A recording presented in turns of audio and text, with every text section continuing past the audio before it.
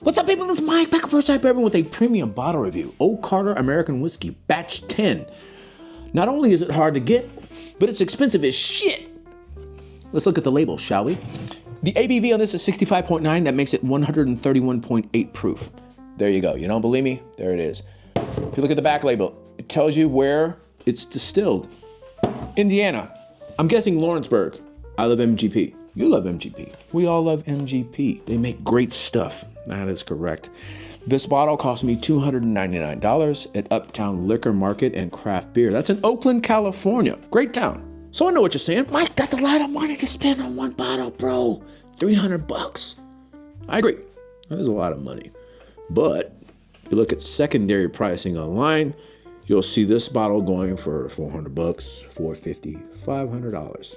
Trust me, I don't need to lie to you. We're not married. So what makes this so good? What makes it premium? One name comes to mind. Mark Carter. Who's Mark Carter? Well, he's an innkeeper, hotelier, restaurateur, winemaker, master blender. Yeah.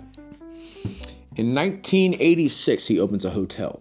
1 year later, he opens a restaurant to support that hotel. He's buying all the wine. Making relationships, he meets a guy named Nils Vinge. Nils Vinge? Yeah. He's a winemaking legend. He's got many 100-point wines to his credit. 100 points is a perfect score, in case you didn't know. Thanks, Mike. You're welcome. Anyway, one day they're having a conversation. Mark looks at Nils and says, hey, man, I want to learn how to make wine. He goes, I'll help you. But you're going to have to source the grapes. That's where Fred Schrader of Schrader Vineyards comes into the picture. One day he's having dinner at Mark's restaurant. They strike up a conversation wherein Mark expresses his need for grapes. Fred's like, I got a batch. You can have it. Why do I mention this? Because I want to illustrate Mark's penchant for developing relationships and his great sense of timing. We all know he has a great palate. Fast forward a few years, Nils Vinge and Mark, they decide they want to go on a joint winemaking venture. It's called Envy Winery. At first, they're not making any money. Like most small businesses, new businesses, excuse me, they're not making any money. So Mark, being resourceful, he solicits his product to all of his innkeeper friends. And the only person who showed any interest was the owner of the Beaumont Inn. That's in Mercer County, Kentucky. His last name was Deadman. I don't think I need to continue this timeline. You see where I'm going. Let's get to the whiskey. I know I said we were going to taste, but let's talk about the American whiskey label. What does that mean? I speculate that there might be light whiskey in here, and or they employed second use barrels for the aging process. Who cares? If it tastes good, does it really matter? Let's check it out. All right, let's begin our examination. I'm right-handed. I gotta move that shit over. Give it a little swirl. You're looking at the color. It's a nice copper, beautiful amber. Give it a nice roll here along that index finger. Yes, sir. Got some sexy legs to it. Nose. That smells like butterscotch. Smells like a friggin' Heath bar. Toffee, vanilla, caramel. Of course, what you would expect. There's also like a dark clover honey note. And believe it or not, I'm getting a little bit of dill. Something green in there. It's deep, real deep. That's what she said? Yep, it's like a rye dill note.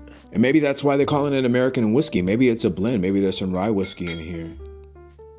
Who knows? Okay, enough of that. Let's taste it. Cheers, y'all. The first thing you notice right away is the viscosity. It's got an olive oil-like quality. It really coats, washes over the palate, and refuses to go down the esophagus. The finish is lengthy. You feel the ethanol right away. Yeah, this thing's 131.8 proof. And on the palate, you really notice it. But all of the notes from the nose really carry over. You know, there's some caramel there. There's a dark brown sugar note, toasted marshmallow. That Heath bar is right there. I mean, that butterscotch. Wow. It's on the nose. It's on the palate. I'm going back in. This shit is good, man. If you can find that, you gotta buy it. You gotta buy it. Pay what you gotta pay. Trust me. Hold on. One more time. First sip always last.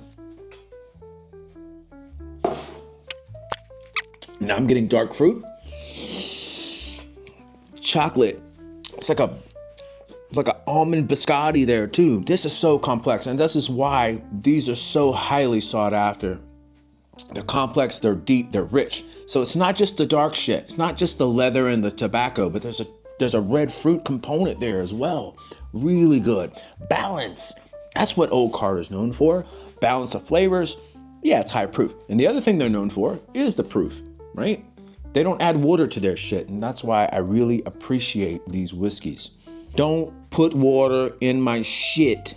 If I want water in it, I'll add it myself. Thank you. That's why if you have a conversation with me about what I prefer, it's always going to be barrel strength, cask strength. And it's not because I'm a proof hound or an alcoholic. Well, maybe, whatever. Draw your own conclusions. You see my behavior online.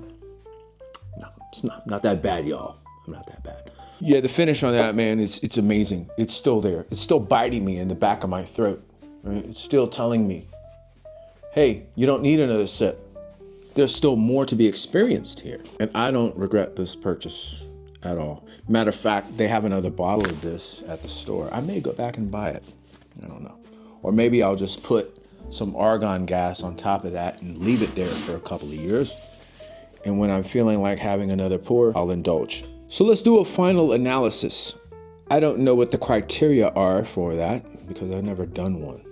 Would I pay $300 for that again? Of course I would. I just told you I would. What would I compare this to? Oh, wow. Maybe a Stag Junior Batch 12, which is phenomenal. Most likely the best Stag Junior batch. What else? Maybe some of the old scouts before Pernod Ricard ruined that brand. Yeah, those were delicious. And I don't know. I can't compare it to anything. Maybe it's because I don't have enough experience tasting whiskey. But I can tell you, this is a very unique product. It's worth every bit of $300. I highly recommend it. And if you see one, go buy it. I'll see y'all next time. Love you. Cheers.